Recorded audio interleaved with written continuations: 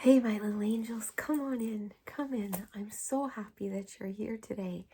I'm just getting ready to wrap Uncle Angel's Father's Day gifts, and I could use a hand. So please, come on in. Everybody, there's room for everybody. And I have lots of seats. Do you see that cool new cushion over there that I got? It's shaped like a cat's paw. Is it not the cutest thing ever? I know. And we have tons of meditation cushions and big old cushions like this all over.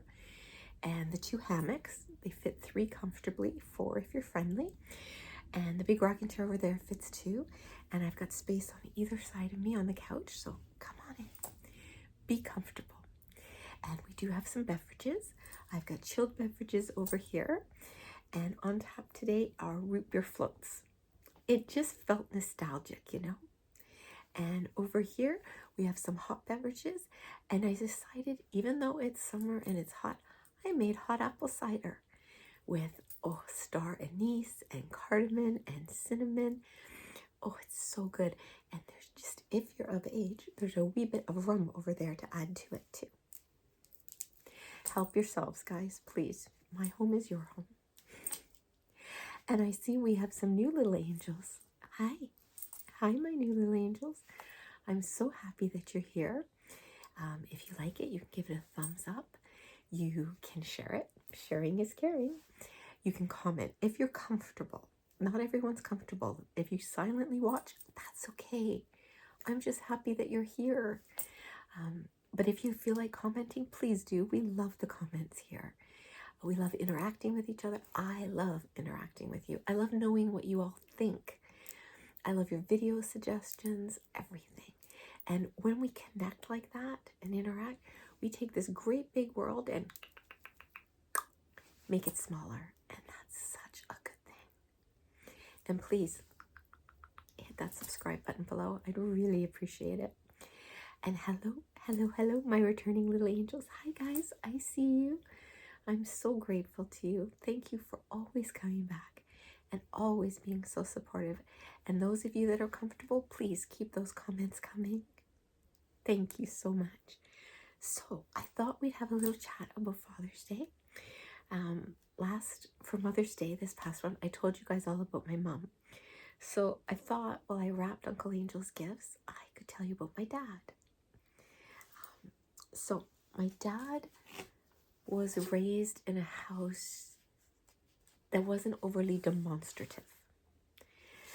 So he had a hard time when we were real little showing us that kind of affection. He loved us, but he didn't know exactly how to show it. So he learned, though. My mom taught him. But I want to show you what I found for Uncle Angel. You have to know Uncle Angel loves scotch, okay? And whiskeys and ryes and things. Not a huge drinker, but he loves to collect and everything. He also loves fudge. Look what I found at Marshall's today. This is fudge, and they're all individually wrapped, which I love. Can you believe it? Whiskey flavored fudge in a glass decanter.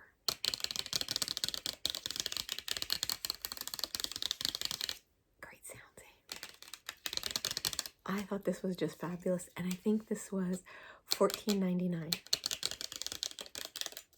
I just think it's great, and it's a great keepsake, and I love that the fudge isn't going to go bad because they're individually wrapped. And, well, it's good till the end of the year.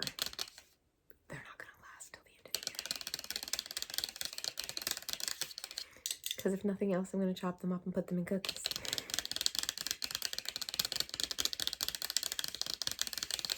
So, I thought we'd wrap that. I have this great wrapping paper. So, I'm just going to open this while I tell you more about my dad. So, like I said, my dad had to learn to show affection. And he did. And my dad had the driest sense of humor, guys. I can still hear his laugh. He sounded like a cartoon character. But I loved it. I just loved it. And he made mistakes. He yelled at us way too much. And he was of the generation, you know. They were a little free with their hands when you raised kids. I don't do that, and I'm not judging anybody. I'm just saying. So to be honest, we grew up a little afraid of him. And I remember when we were little, one time, somebody said, you know your kids are afraid of you. And I remember this like it was yesterday. They better not be. I'm like, oh my God, you're threatening. Like, the irony here. But Dad was another one. When you knew better, he learned better, he knew better, he did better. And as we got older, I think he understood us more and knew what to do with kids, like with people. And my dad and I became incredibly close. But my dad was my hero, you know. He really was. And he would make these awful jokes, and think nothing of it. And I swear I was going to get put into special classes because of him sometimes. Because he'd tell me things, and because he was my dad, I would believe him. And then I'd repeat them at school. And they were ridiculous. But, you know, my dad said it, so I believed it.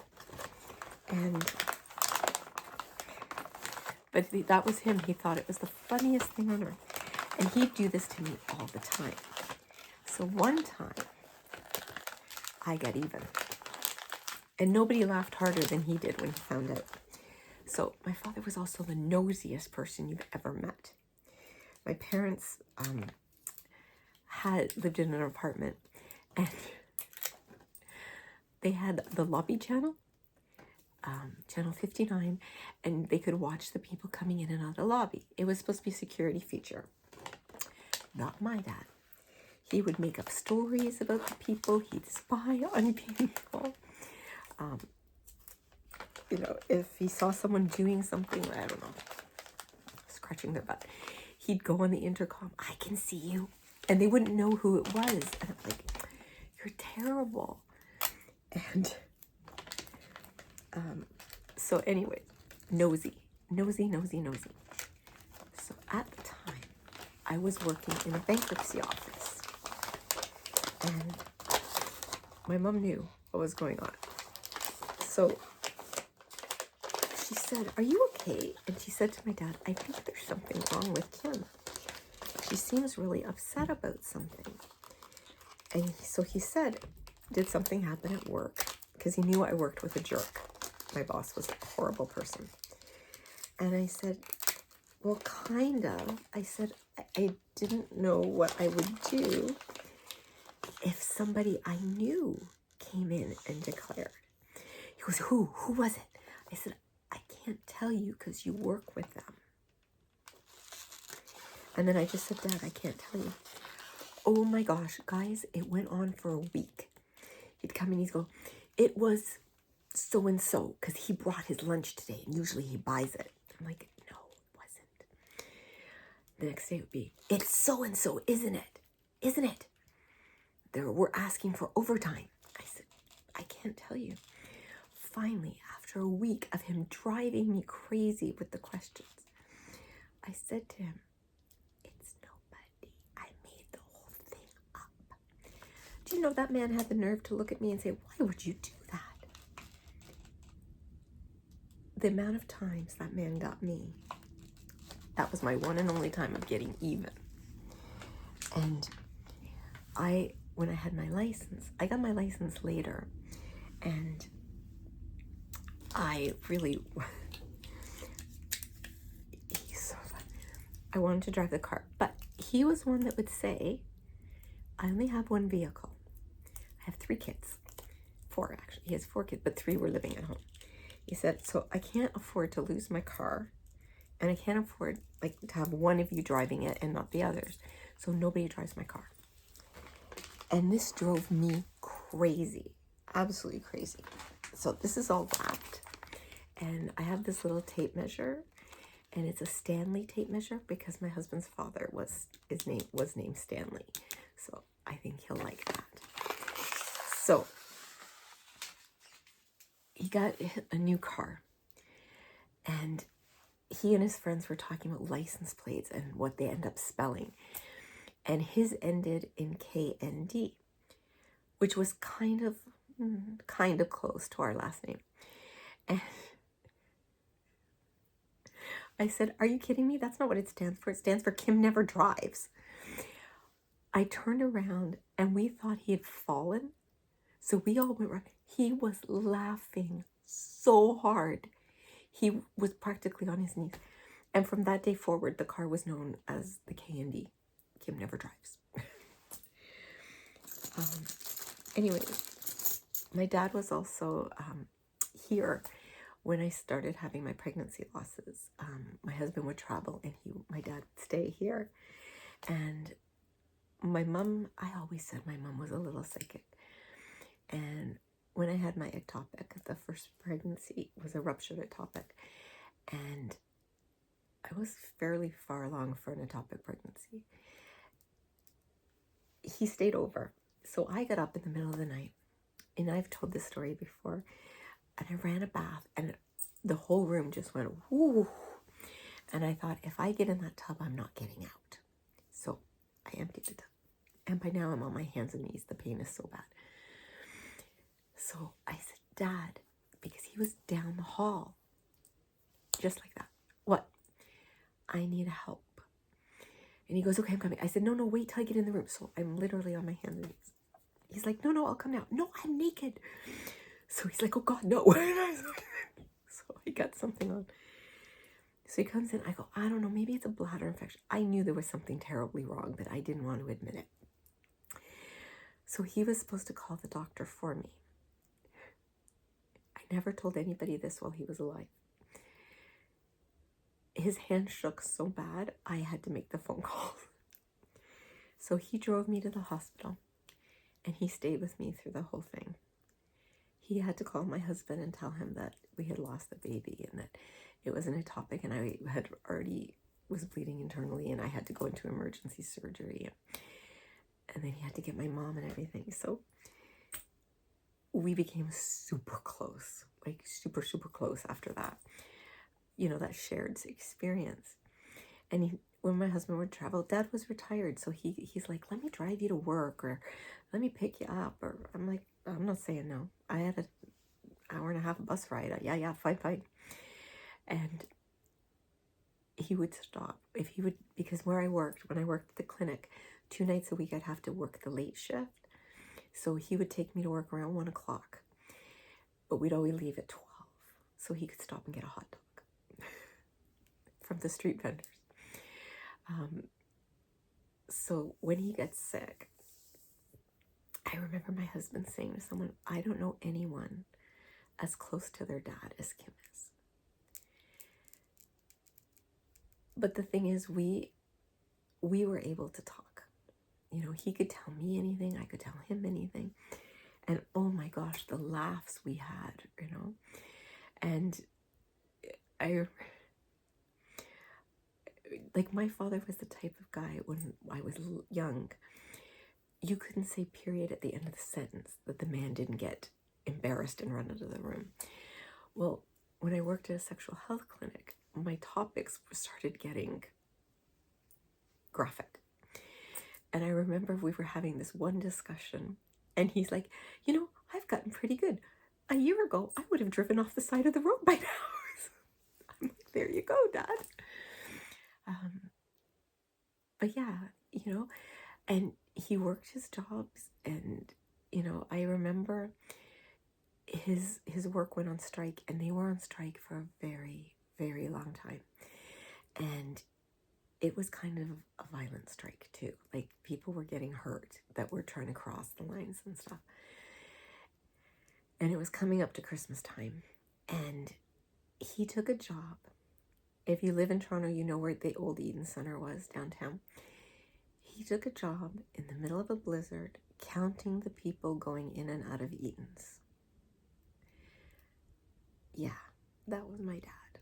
Okay. And so we got to say everything we needed to say to each other. And I don't want to make anyone upset or anything, but when he passed, we knew it was going to be that day. I mean, there's no two ways around it. Like, you could see the man was going, and he wanted to go at home. And it was just my mom, my brother, and I at home. And they kept saying to me, you have to tell him he can go. I'm like, I'm not telling him he can go. I didn't want to let him go. Well, finally, I was sitting on the bed and I said, Dad, it's okay. Okay, you can go now. It's okay. We will take care of each other. We'll take care of Mom. Don't worry. And I said, all you have to do is reach your hand up and touch God's. I said, here, I'll help you. And I lifted his arm up and I looked over and my mother is looking at me like I have 5 heads. She goes, you watch way too much Touched by an Angel. Way too much. He passed within the hour. And he would have laughed at some of the stuff that happened too. Like, it was funny. He wanted to be cremated, so he passed July 28th. Well, that was a holiday weekend. And I remember people like, are you sure the funeral's going to be on Saturday? You know, it's the long weekend. I'm like, well, I'm so sorry he died inconveniently. Bite me. My best friend showed up, Natalie, and her first response to me was, what can I do? I said, hold my purse and give people directions if they ask for it. She's like, okay. So we went up to the front. We had the service. So then the funeral director said, okay, we're going to go outside and see him off, right? So we all troop out the side door and we watched the car drive off. And this was on Yonge Street, which is the biggest street in Ontario, I believe. And holiday weekend. And I'm like, he'd be so proud. And Natalie was standing beside me, and so was my husband. And they go, what do you mean? I go, he stopped traffic on a holiday weekend. He'd be so proud. And Natalie came over and whispered in my ear, aren't they closed on the weekends? Yes, they are. Where's he going? Just around the block, but everyone's supposed to wave bye-bye. It was like so ridiculous.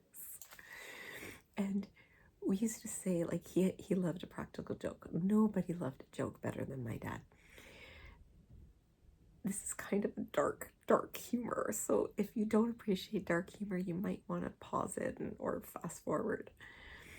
So he was cremated, and my mom had picked out this wooden box. And I always called him the man in the box. Because whenever we had a family meeting or a family discussion or voting or anything, I'd always say, the man in the box. He said yes. And my mother would dust it every day with pledge. These are not made to be dusted with a chemical. Did not know that at the time. I'm at work one day. I pick up the phone. I can't even understand what my mom is saying. I can see the call display as her. She is hysterical. Absolutely hysterical. I think she's having a stroke or heart attack. I'm motioning to my friend, call an ambulance to my mom's. Like, I don't know what's going on. So she must have heard me, and she's like, no. And I said, okay, no. So I finally got it out of her that she had picked up the man in the box, and the bottom gave way. Now, it's not like in the movies where it's all this wonderful dusty ash, like from a fireplace. No. It looks like kitty litter, and it's in a plastic bag. It fell, and it rolled. And she's telling me this, and I am laughing. Because this is my dad, okay? I'm like, well, Dad wanted to go on a walkabout. Okay, then. So I'm trying so hard, because if she knew I'm laughing, I'm dead. Like, I'm dead. So she's like, oh, and I guess my brother was there, and my mother is the only person that calls me Kimmy. And she goes, oh, Kimmy's crying. I'm like, I'm not crying. I'm laughing. So I ended up phoning the funeral home, and I just tore into them, right? So they're like, oh, could you please bring him? And I'm like, fine, we'll bring him. Anyways, they got him a new box, and they engraved his name and all this, right? So Dad and I would meet all the time at the subway station, because he got out an hour before me, but it took him an hour to get to the subway station. So we would meet there and drive home together before I got married. So taking the bus together was nothing, you know. So when I went to pick him up, they said, may we accompany, because funeral directors, I've worked with them for years when I worked at the cemetery. They're like, may we accompany you to your vehicle? I'm like, the bus? I'm taking the bus, and he's going in my Dominion bag, which is a grocery store. Okay, now I'm like, okay, I am not the worst person on the planet. Like, to me, this was not him. Okay, this is not him. Okay, he's here in my heart. And they're like, it would be our honor to drive you home. Okie dokie. In the limo I go with the man in the box sitting beside me. I'm like, Patrick, off we go. But I loved my dad. I was one of the lucky ones who had a great relationship with their dad. So if you're lucky enough to have your dad, give them a hug, celebrate them. If you haven't got them a gift, sit your butt down and write them a letter, okay? If you didn't have a great relationship, but you're starting to get a good one, tell them that in a letter. Tell them the kind of person you want to be because of them, either because of what they did or what they didn't do. Now, if today or tomorrow is a hard day for you, I'm going to do another video that is talking about if Father's Day is hard and how to get through it, or how I would get through it. But if you're lucky enough to have a dad around, or a father figure, a dad doesn't have to be a dad, okay? It can be an uncle, a cousin, a brother, a friend, someone you've met, okay? A father figure is a father figure. I call them bonus dads. My Uncle Tim, he's my bonus dad. So if you're lucky enough, celebrate them, okay? And if you're a dad watching right now, happy Father's Day.